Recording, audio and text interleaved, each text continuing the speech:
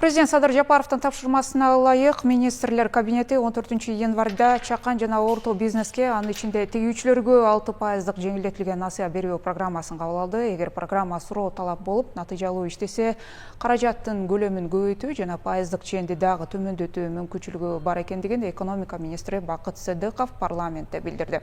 Дал ушул программа дегиле тигүү тармагындагы азыркы абал тууралуу Ала Толаевдин кезектеги чыгарылышында кенен маалымат берели деп атабыз. Кызматтаган Бозгонова, амансыздарбы.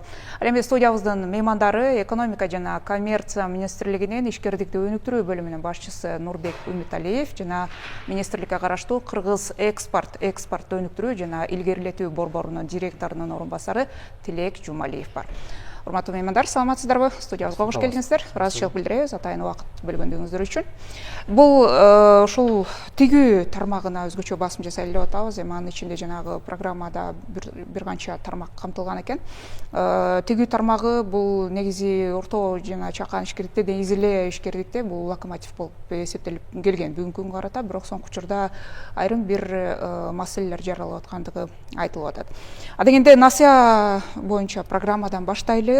Нурбек мырза, сизден бул кандай программа, максаты кандай болуп атат? Жогоруда айткандай кайсы тармактарды камтылып атат тигүү тармагынан сырткары? Айтып керек, бул жылдын башында 12 январда программа өкмөт тараптан бекитилди. Бул программа негизи өзгөчөлүгү бар. Анткени ишкерлерди колдоо үчүн 300 миллион субсидия бөлүнүп атат да. Баягы биздин коммерческий банктар кредит берип атпайбы, ошолорду ишкерлерге мындай жеңилдик берүү боюнча алар кредитти коммерческий банктан алып атканда коммерческий банктардын чыгымдарын мамлекет жаап берип атат. Негизинен 300 миллион сом берилет. Ошо субсидия катары коммерческий банктардын чыгымдарын жаап берүү үчүн. Ишкерлер болсо 6%-тен алышат. Ошол кредитти алып өздөрүнүн тармактарына жумшашат да. Бул программа боюнча 20дан ашык тармак каралган. Негизги приоритетный катары сиз айтып белгилеп кеткендей, локомотив сыяктуу швейный тигүү тармакты биз карап атабыз. Ошону менен бирге жаңы иштеп аткан стартап ишкерлерди да колдогонго акча бөлүү каралып атат. Негизинен билесиздер, көбүнчө ишкерлер учурда баягы банктардан кредит алып алып, жаап албай кыйналып атат. Ошого карабастан биз ошо кредитти ошондой ишкерлерге да берип атабыз. Мурунку кредиттерин жапканга, анан кийин өздөрүнүн ишмерлүүнүн андан ары илгеритүү, то есть өнүктүргөнгө. Ошол демек бул жерде эки жана субсидия бул өзүнчө, анан жана 6% насыя бул өзүнчө же кандай? Жок, бул деген мен айтканда жөнөкөй тил менен мен айтканда банктар кредит берет ишкерлерге, ошо банктардын чыгымын мамлекет жаап берет да. Бирок банктар деген бул программанын негизинде 6%-тен бериш керек да, андан көп бере албайт. Көп эмес. Калган чыгымдарын 15% десе мындай или 12%-тен берсе в целом да, толук бойдон 12%, 6%-тен же 9%-тен мамлекет бюджеттен төлөп берет да банкка. Ушундай каралып атат. Негизинен кредиттерди ишкерлер жана өздөрүнүн оборотный капиталын көбөйтүүгө, ошондой эле өздөрүнүн производствосун модернизация үчүн, инвестиция үчүн, кеңейтүү үчүн жумшаса болот да. Канча жылдык мөөнөткө берилип атат? Бул кайсы тармакка баягы бул эмне кредит алып аткан үчүн, анан кийин максатына жараша бул кредит берилет. Негизинен 5 жылга чейин беребиз. 1 жылдан 5 жылга чейин. 1 жыл, 3 жыл, анан 5 жыл бар да, негизинен. Дагы 18 ай эмеси бар. 18 айга максатына жараша, тармагына жараша алса болот. Бул программада толук жазылган. Жана 20 тармактын ичине кайсы тармактар кирет негизги? Негизинен мындай негизги мындай багыттарды айтып кетсек, билесиздер да, бизге көбүнчө кол ишмерлер деген аябай ошо мамлекет тараптан мындай колдош керек да. Биз ошо тармакты ремесленствону караганбыз. тигүү тармагы, андан кийин машина оборудованияны изготовленияларды, химический материалдарды, темирден биринке буюмдарды жазуу маселелерди, ошондой эле компьютерларды өнүктүрүү, билесиздер да, IT сфераны биз колдоп атабыз. Инновационный бир проектлерди, жаңы ишмерлерди колдогонго багытталган программаларда, андан башка тармактар бар. Бирок айыл чарбаны бул программа боюнча каржыланбайт. Анткени айыл чарба боюнча өзүнчө программалар бар да. Жакшы. Тилек мырза, негизи эле биз жана сөзүнүн башында айтпадыкпы, тигүү тармагында айрым бир маселелер жаралып аткандыгы. Ошол тууралуу маалымат бере кетсеңиз, эмне маселе жаралып атат бүгүнкү күндө, кандай себептерден улам чыгып атат мындай жагдай? Бул маселе негизи өткөн жылы ноябрда орчундуу болуп күчөп кеткен. Анткени Россия Федерация тараптан импортерлор бүт экспорттуу документтерди текшерүү боюнча көзөмөлгө алып, аябай күчөткөн түрдө текшерип башташты да. Буга чейин бизде тигүү тармагында иштеген компаниялар же документтер жок, же болбосо документтер толук эмес, ар кандай карго компаниялар менен Россия Федерациясына жөнөтүп жаткан да. Ошого карата биз мына экономика министрлиги менен Кыргыз экспорт борбору тарабы менен ноябрдан баштап 2 айдан бери уже ар кандай тренингтерди, семинарларды өткөрүп жатабыз да. Бул семинарларга ар кандай сертификациялоо органдарынан Кыргыз стандарт, ЦСМ, текшеркежи, честный знак боюнча салык, мамлекеттик салык кызматынын кызматкерлери, консультанттар ар кандай келип, биз мына 1000ден ашык ишкерлерди, тигүү тармагында иштеген компанияларды чогултуп, бүт барына жоболорду баарын жазып айтып бердик. Экспортко чыгуу боюнча, экспортко кандай чыгыш керек, мындай көмүскө эмес, мындай белый дегендей ачык түрүндө кайсы логистик компаниялар менен иштеш керек, ошонун баарын биз мына уже 2 айдан бери үйрөтүп келатабыз. Мындан тышкары экономика министрлигинде ыкчам штаб деген, оперативный штаб деген ачылган. Ал күнүгө саат 9-дан баштап 7-ге чейин иштейт, дем алыш күндөрү да иштейт. Уже 1,5 миңден ашык ар кандай тигүүчүлөр бизге кайрылган. Алардын мына негизги маселеси ошо оборотный капитал жетишпездиги, зарплата төлөгөнгө, ошондой эле чийки заттар алганда акча жок болуп атат. Ошон үчүн азыр жеңилдик деген насыялар бөлүнүп берет. Мындан тышкары кайсы органдардан кайсы сертификаттарды, кайсы документтерди алыш керек, мындай маалымат жок болуп атат аларда.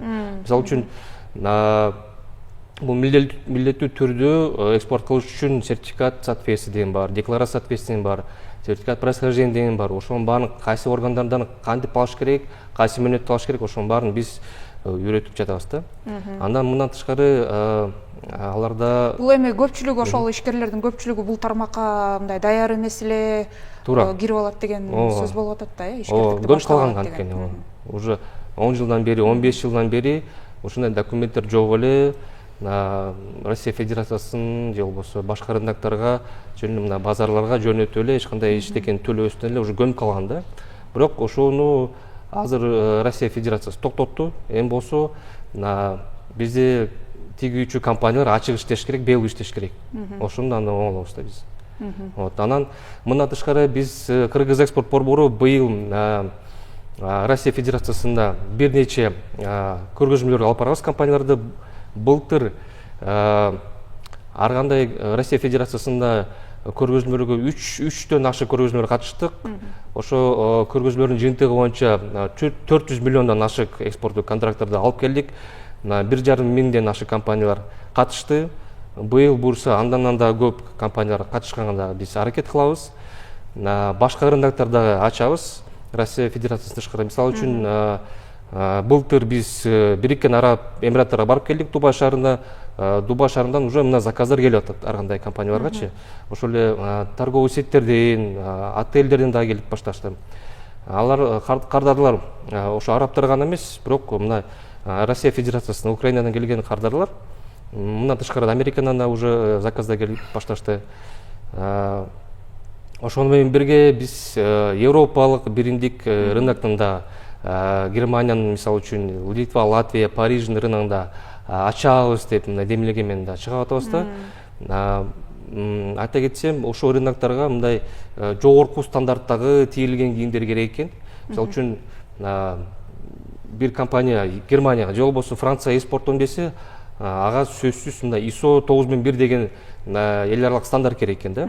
Бирок ал стандарт аябай кымбат. Биз ошон үчүн быйыл буюрса ошо чыгымдардын жартысын, ошо 30% 30% болобу, 50% болобу, ошо чыгымдарын биз кайра мына возмещение кылып беребиз да, төлөп беребиз да.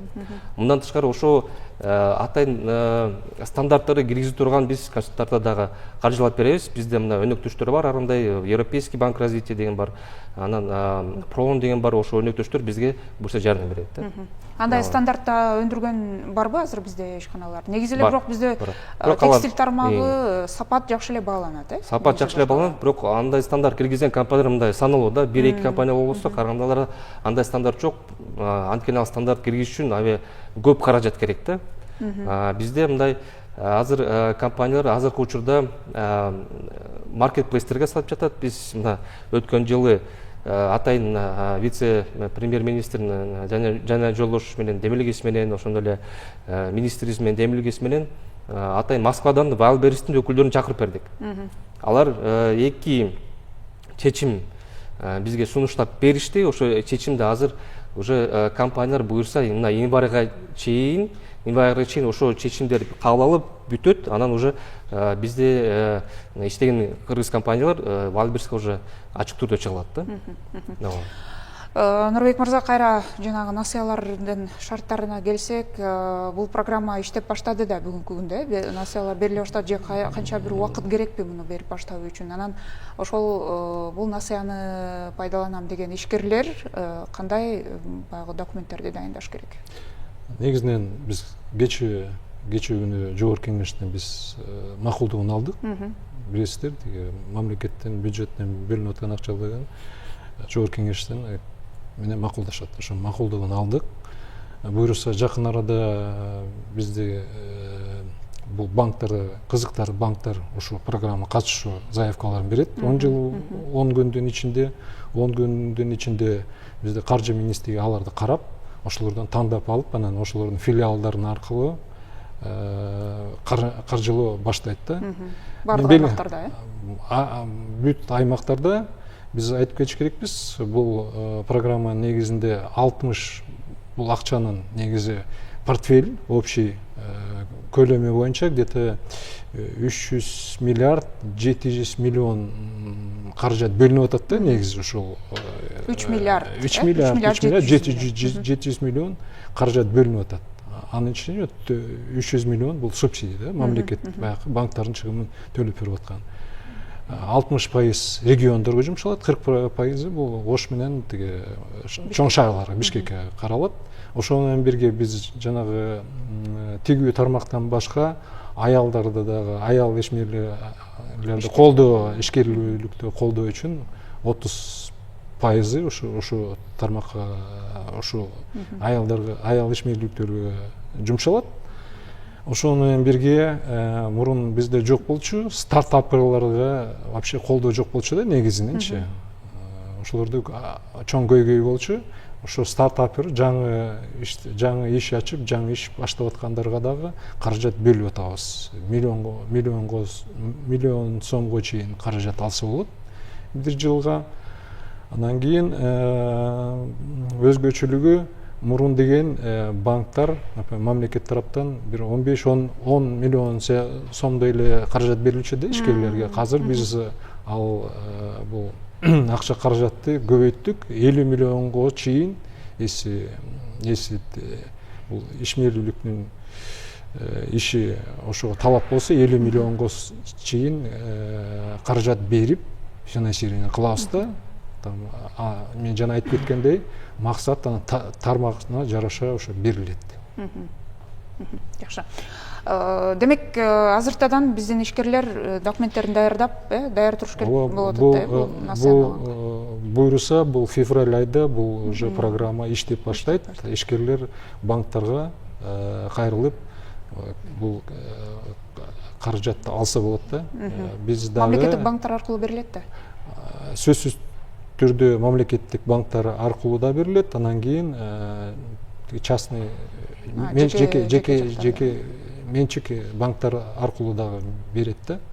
Биз кошумча маалыматты биз дагы беребиз. Тилек мырза, ушундай мамлекет тарабынан ушундай колдоолор, жеңилдетилген насыялар, жогоруда сиз айттыңыз, окутууларды өткөрүп атабыз деп. Биз ушул тигүү тармагындагы ушундай кемчиликтерден улам келип чыккан маселелерди жоюуга канчалык деңгээлде баягы таасирин берет? Айрымдар айрым цехтар жабылып калгандыгын айтып атат, таптакыр эле Өзбекстан тарапка өтүп кетти деп атат көп ишкерлердин ушу тигүү тармагында алектенген. Канчалык деңгээлде ушу жөнгө сала алат? Же болбосо жетишсиз болсо кандай чараларды көрүш керек дагы? Биз мына эртең-эрте тигүү компаниялар менен президенттин администрациясына жыйынга барып келдик.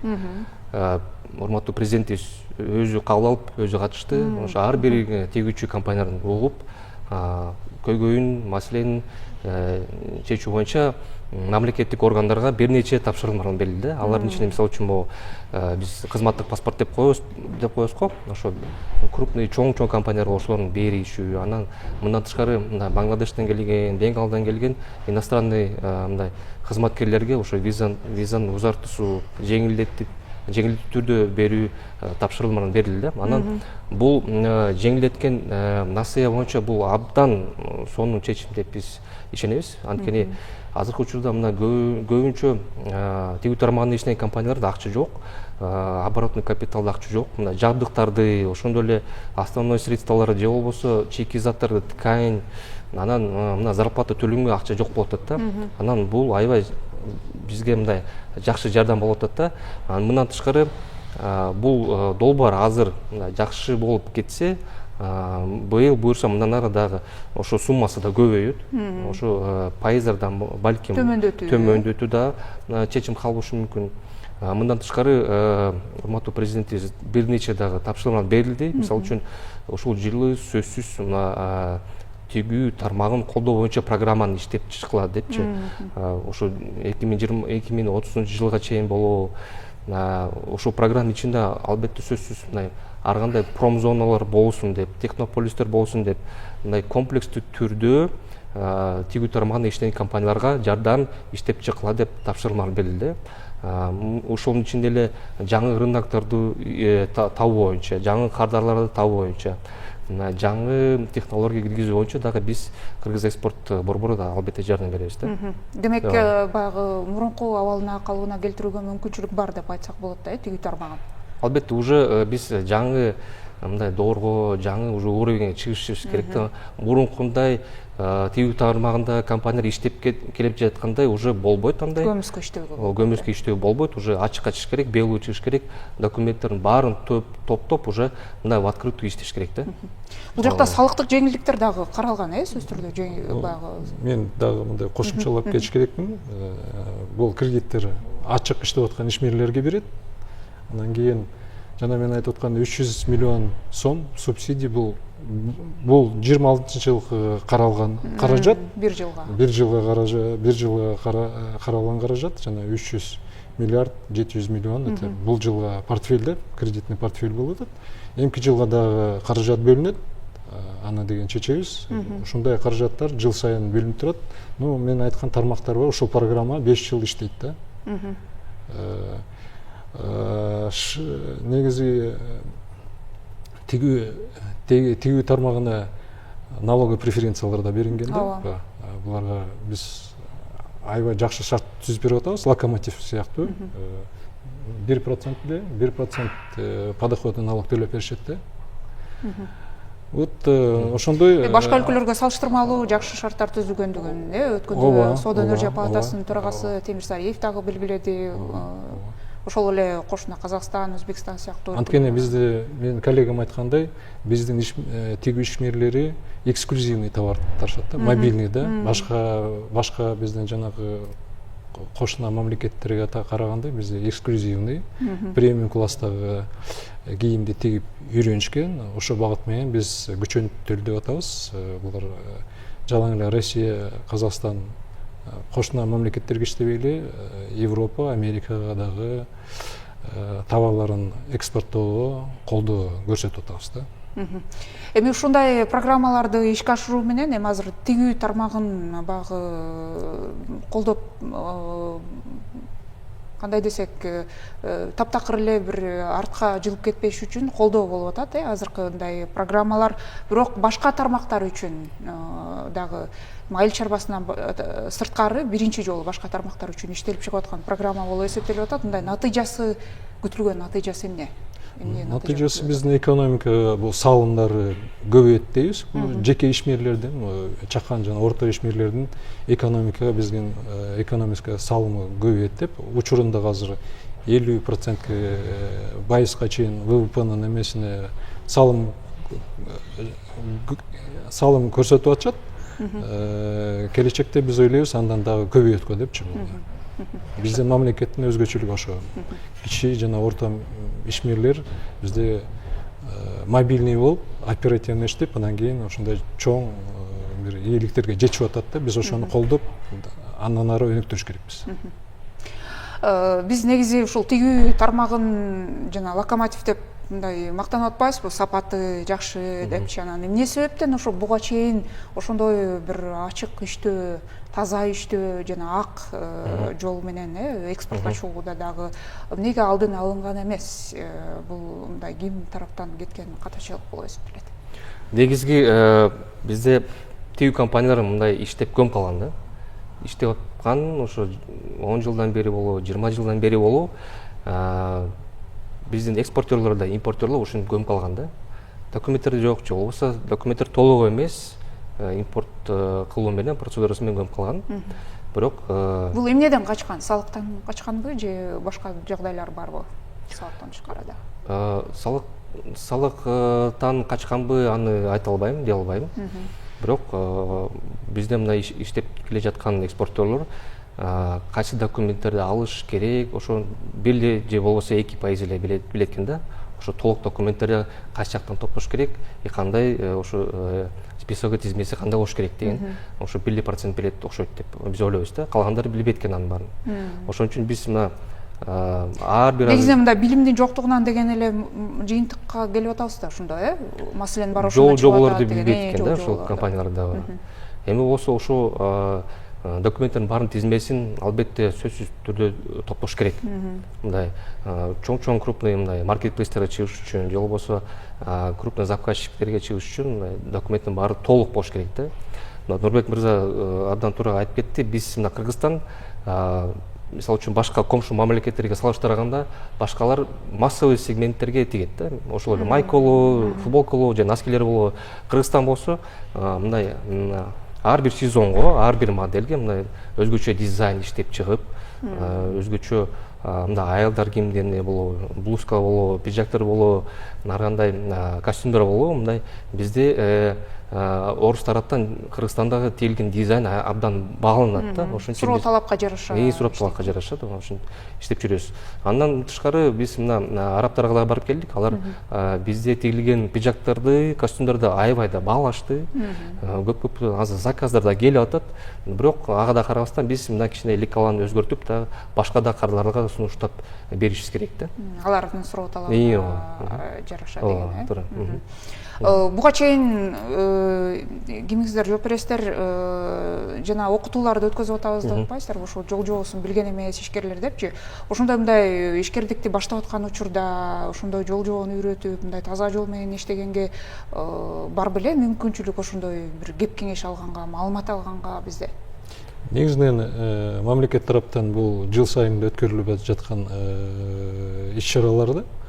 Бирок акыркы жылда мамлекет ишмерлердин көйгөйлөрүнө жараша ушундай кеңейтип жумушту кеңейттик. Ошон үчүн биз деген Кыргыз экспорт центр, Кыргыз экспорттан түздүк. Түздөн түз ишмерлер менен иштейт. Ошолордун документтерди толуктап, кантип ишти алып барыш үчүн кандай налогдор төлөш керек, ошолор аркылуу түздөн түз иштей турган ишмерлер менен иштейт. Кыргыз экспорт болуп атат. Но мурунку жылдар болсо мындай чаралар аз болчу. Көбүнчө билесиздер, аймактарда Бізде международный партнерлар, донорлар ошондой мероприятияларды өткөзүп жүргөндө, бирок ал жетишсиз болуп атат. Учурда болсо, мына уже системно мамлекет тараптан системно иштеп атабыз. Атайын укуктуу биздин орган бар, Кыргыз эксперти. Ошол жака ишмерлер кайрылса, толук бойдон бүт маалыматты, керектүү маалыматты баарын алат да. Телефон менен же кат түрүндө жазабы, же электронный обращение кылабы, же түздөн келип консультация алып, ишмердүүлүгүн алып барса болот да. Даже керек болсо, ошо экспортко алып чыкканга биз көмөк көрсөтөбүз. Мен сурайын дегеним ушу тигүү тармагындагы ушундай абал, мындай күтүлгөн нерсе беле алдын алсак болбойт беле деген.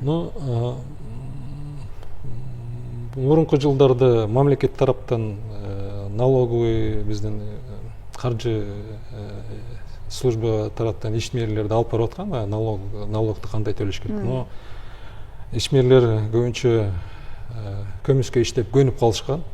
Анан ошо кыскасы Россиянын мындай талап киргизерин күткөн эмес ишкерлер деген маселе да, ошондой эле болуп калды да сөзүнүн ачыгы. Туура. Жалпы абал кандай? Кыскача айта кетиңизчи, мындай такыр эле коркунучтуу абалга келип калдыбы тигүү тармагы? Андай эмеспи? Андай эмес. Мына биз мондай жеңилдеткен түрдө насиларды киргизгенде уже швейный цехтер жалгын токтоп башташты. Көптөгөн уже мындай компаниялар, көптөгөн швейный цехтер уже өз абалына келип, уже кандай документтер топтош керек, ошонун баарын билип, жаңы кадрларды да таап, уже жакшы иштеп башташты, экспорттоп башташты. Демек, бул тармакты жандантууга жогоруда айтылган насыялык программа сөзсүз түрдө бир көмөк берет деген ишенич бар. Урматтуу меймандар, бизге бөлүнгөн убакыт соңуна келип калды. Сиздерге дагы бир ирет убакыт бөлүп студиябызга келгендигиңиздер үчүн ыраазычылык билдирем. Ишиңиздерге ийгилик каалайм. Рахмат. Сиздер түз эфирде Алып Талаевди көрдүңүздөр. Анда биз Кыргызстандагы тигүү тармагындагы абал жана бул тармактагы ишкерлерге мамлекет тарабынан көрсөтүлүп жаткан жеңилдиктер тууралуу маалымат бердик. Суроолорубузга экономика жана коммерция министрлигинин ишкердикти өнүктүрүү бөлүмүнүн башчысы Нурбек Үмүталиев жана министрликке караштуу Кыргыз экспортты өнүктүрүү жана илгерилетүү борборунун директорунун орун басары Тилек Жумалиев жооп берди. Сиздер менен коштошпойм, кийинки эфирден көрүшкөнчө.